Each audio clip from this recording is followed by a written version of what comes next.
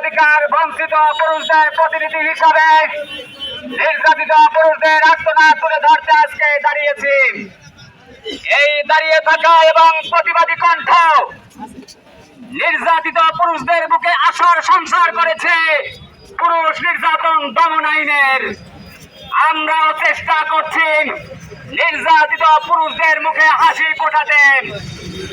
আমরা যে চেষ্টা করছি এই চেষ্টা নারীবাদীতে আতঙ্ক হয়ে উঠছে, কারণ এই আতঙ্ক একতরফা নারীতান্ত্রিক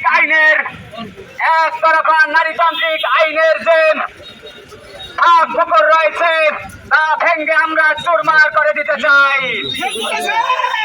আমরা প্রকৃত নারী নির্যাতনের প্রকৃত ধর্ষণের শাস্তি চাই, কিন্তু আমাদের আপত্তি হল সাজানো পাতানো নারী নির্যাতন মামলা এবং বিয়ের পূর্বে ধর্ষণ মামলা।